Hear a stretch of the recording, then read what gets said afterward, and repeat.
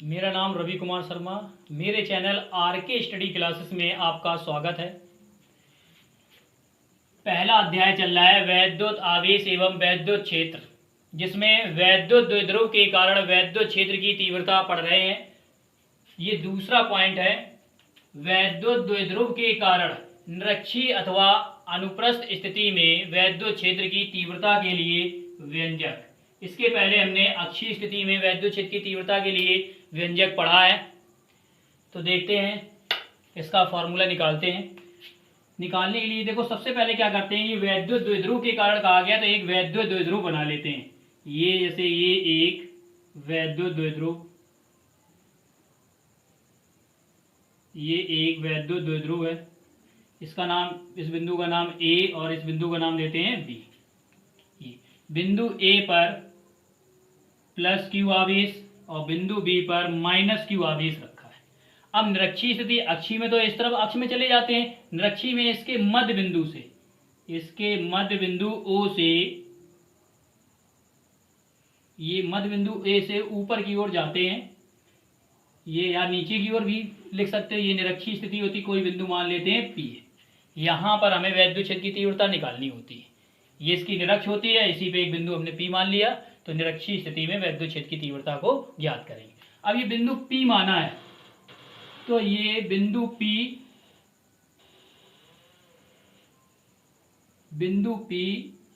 और बिंदु ए से ये दूरियां जो होंगी दोनों बराबर होंगी, दूरियां बिल्कुल बराबर दूरी। क्योंकि बराबर इसलिए होंगी कि बिंदु पी से बी तक और बिंदु पी से ए तक, बिंदु ओ से ये दूरी जो है ली गई, इनसे रेखाएं खींची गई और ये एक समद्विबाहु त्रिभुज बनता है। समद्विबाहु त्रिभुज क्या होता है, जिसकी दो भुजाएं बराबर, इसकी ये भुजा और ये भुजा बराबर है, ये वाली। जब ये दो भुजाएं बराबर हैं तो ये त्रिभुज बनता है समद्विबाहु त्रिभुज। और ये बराबर वाली भुजाएं, ठीक, बराबर कोण आंतरित करती है। जैसे हमने इसको थीटा माना तो ये भी कोण क्या होगा, थीटा होगा। वैद्युत द्विध्रुव के बीच की दूरी, अल्प दूरी क्या होती है, 2l होती है, और इसकी आधी दूरी हो जाएगी l, ये भी आधी दूरी हो जाएगी l, तो ये आधी दूरी,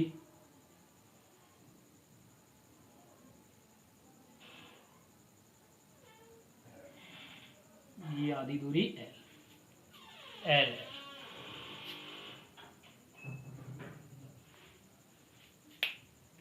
अब इसके बाद में ये प्लस क्यू आवेश है, यहाँ लिख लेते हैं, साफ नहीं दिख रहा, प्लस क्यू आवेश और ये माइनस क्यू आवेश है।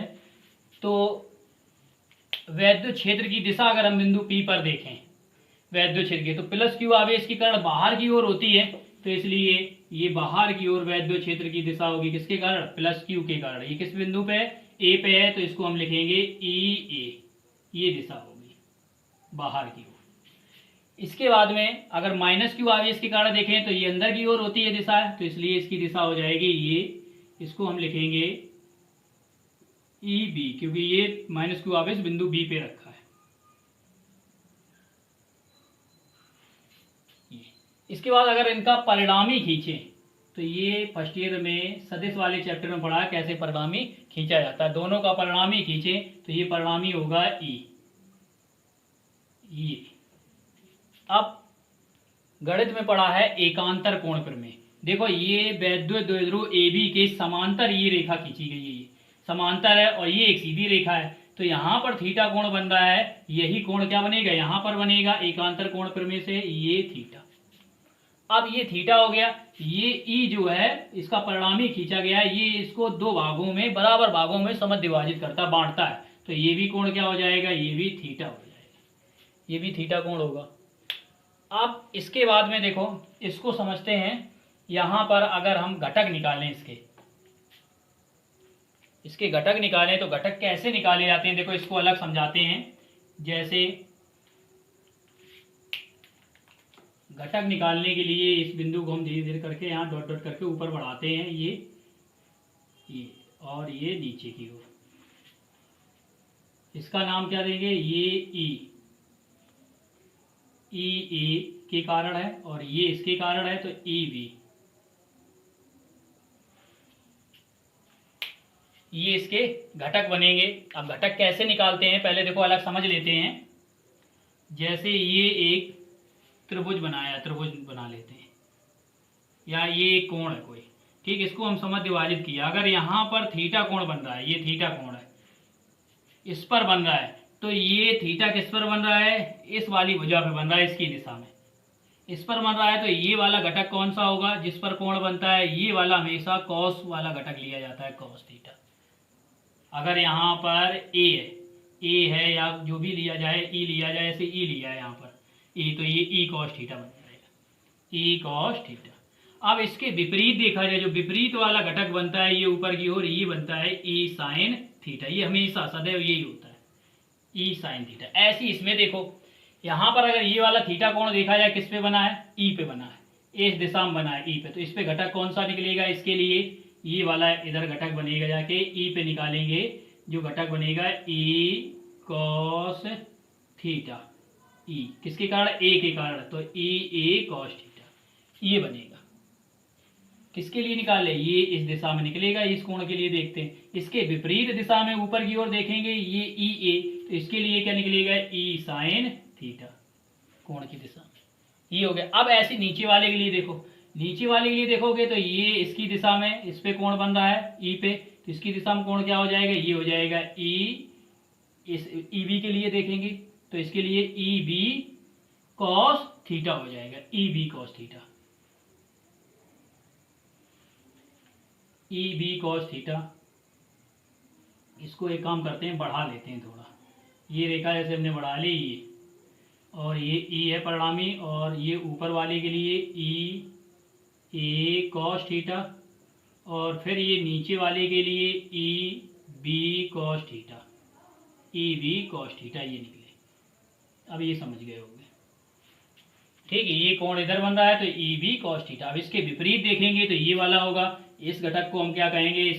इसको नाम देते हैं ई बी साइन थीटा, इसको लिखते हैं E B sine theta.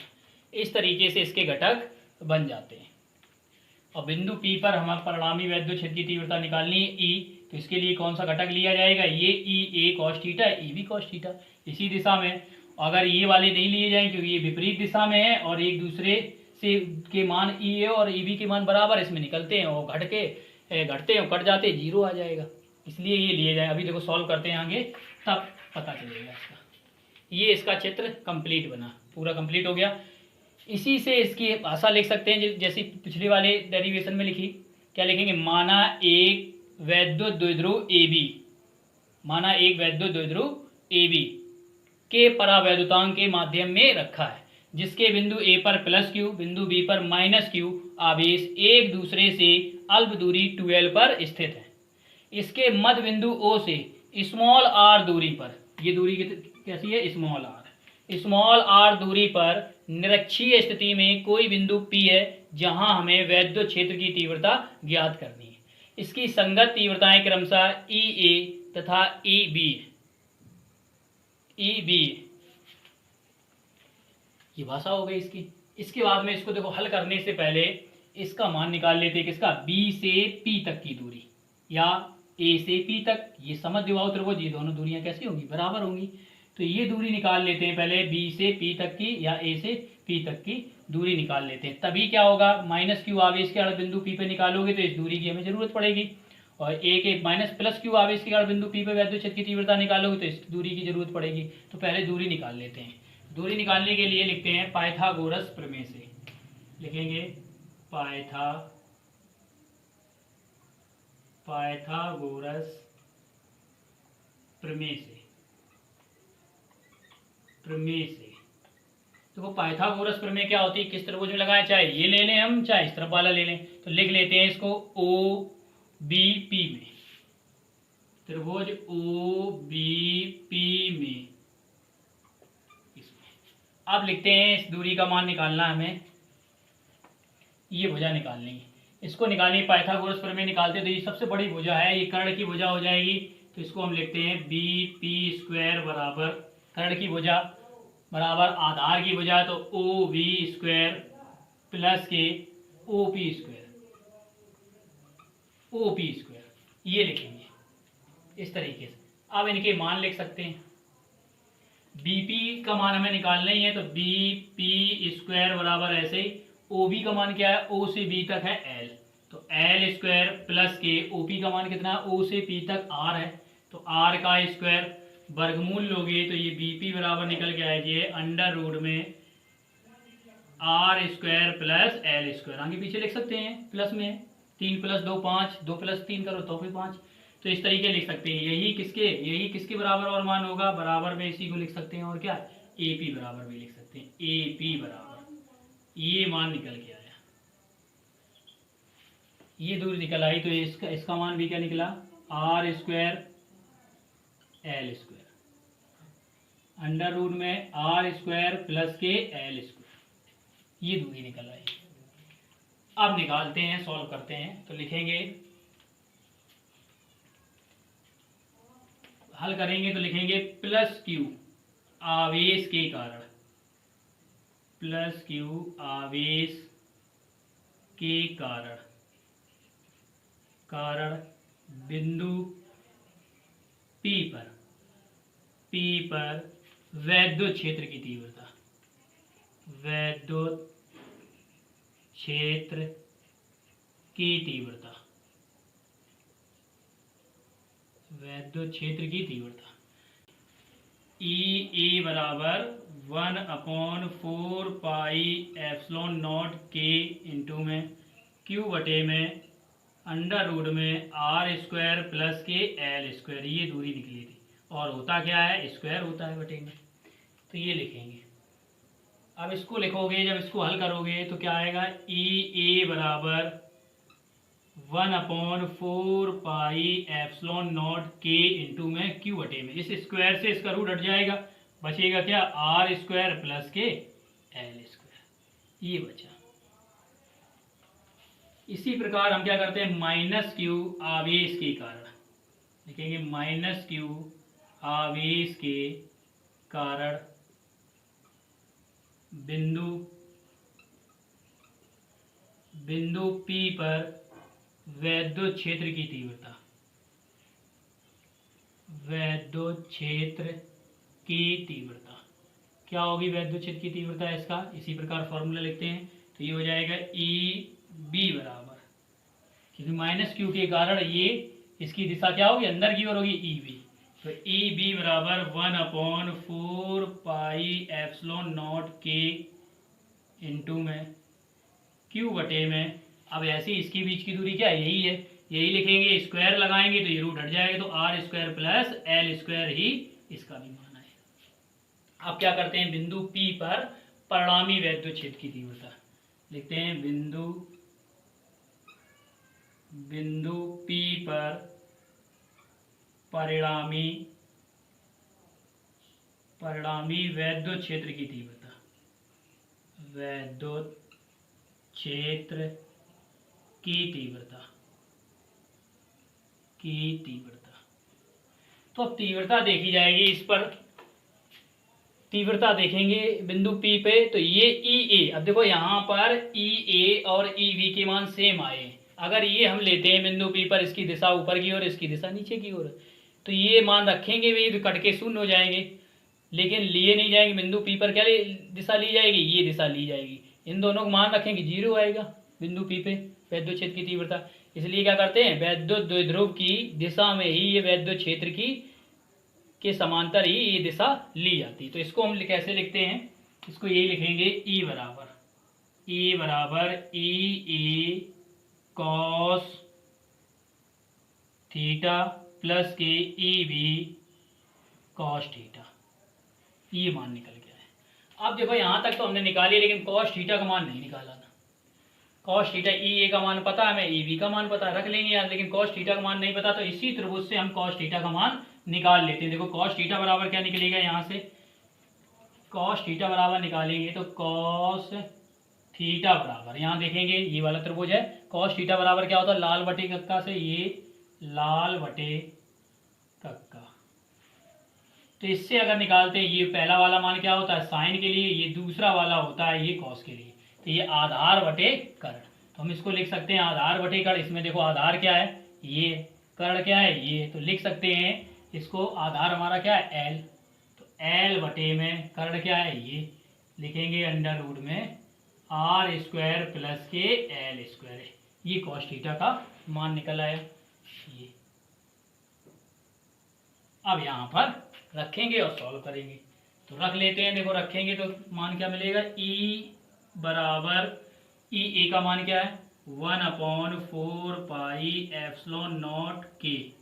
Into में क्यू बटे में आर स्क्वायर प्लस के एल स्क्वायर इंटू में कॉस को मान क्या है, कॉस का मान एल बटे में अंडर रूट में आर स्क्वायर प्लस के एल स्क्वायर, फिर प्लस 1 ई बी का मान रखते हैं 4 पाई एप्सिलॉन नॉट के इंटू में क्यू बटे में इसको रखेंगे तो ये आर स्क्वायर प्लस के एल स्क्वायर इंटू कॉस का मान वही एल बटे में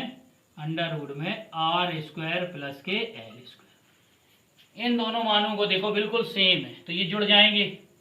जुड़ के कितने हो जाए, 2 गुने हो जाएंगे, जुड़ेंगे ई बराबर ऊपर बन जाएगा ये 1/4 पाई एप्सिलॉन नॉट के, तो हमने ऐसे ही लिख लिया, जोड़ दो ऊपर, जोड़ोगे तो इंटू में ये बन जाएंगे 2 क्यू एल थे, क्यू एल जोड़ के कितने हो गए 2 एल इंटू में बटे में, देखो बटे में इनको कैसे लिखेंगे, ये देखो ये लिखा है ये R plus L, R square plus L square की पावर कितनी है 1 है, इसके हिसाब से क्या बनेगी R square plus L square की पावर 1/2, इन्हें जोड़ दो जरा, ये आधार इनके समान है तो घातांक क्या होती हैं जुड़ जाती हैं, गुणा में जुड़ेंगी तो 1/2 और 1 जोड़े हो कितने हो जाए 1 प्लस 1/2, तो 2 एकम 2, 2 और 1 3/2 ये बनेगी। तो इसको हम लिख भी सकते हैं, कैसे लिखेंगे आर स्क्वायर प्लस के एल स्क्वायर की होल पावर 3/2 ये लिख लिया।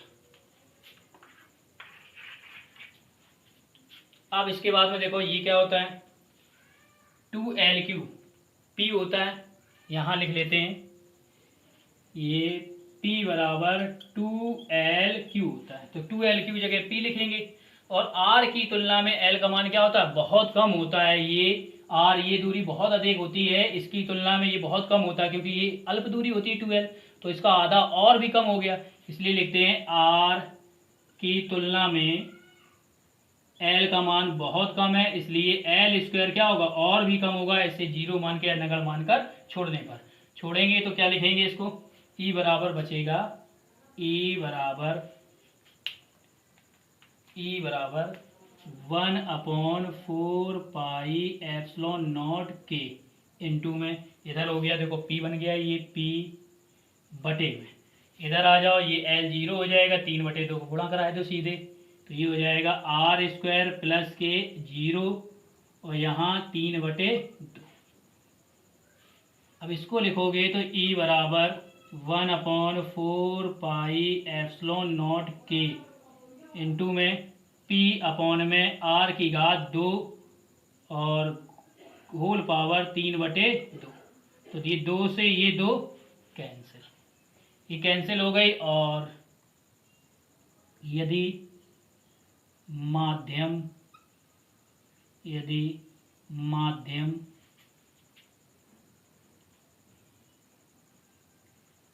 सीधे लिख देते हैं निर्वात अथवा वायु के लिए के बराबर 1 रखोगे तो E बराबर क्या मिलेगा, E बराबर 1/4 पाई एप्सिलॉन नॉट के की जगह 1 इंटू में P बटे में R³ न्यूटन प्रति कूलम। ये देखो फॉर्मूला इसका निकल आता है, ये फॉर्मूला निकलता है। अब इसका अगर सदिश रूप लिखा जाए तो यहाँ देखो लिखते हैं सदिश रूप क्या होगा, E वेक्टर पहले लगाओ बराबर 1/4 पाई एप्सिलॉन नॉट इंटू में P कैसी राशि है, एक सदिश राशि है, तो वेक्टर का निशान बटे में क्या हो जाएगा R³ और न्यूटन प्रति कूलम। लेकिन क्या होगा, देखो यहाँ पर E की दिशा क्या है, ये परिणामी E निकाला है, E की दिशा इस तरफ है, इस तरफ यानी कि धन से ऋण की ओर, जबकि P की दिशा क्या होती है, वैद्युत द्विध्रुव आघूर्ण की ऋण से धन की ओर होती, यानी P क्या है, P P से विपरीत दिशा में, इसलिए इसमें क्या लग जाएगा, यहाँ पर इसके आगे माइनस लगेगा, तब ये सदिश रूप होगा, ये सदिश। तो ये था वैद्युत द्विध्रुव के कारण निरक्षीय अथवा अनुप्रस्थ स्थिति में वैद्युत क्षेत्र की तीव्रता का फॉर्मूला। इस तरीके से ये निकाला जाता है।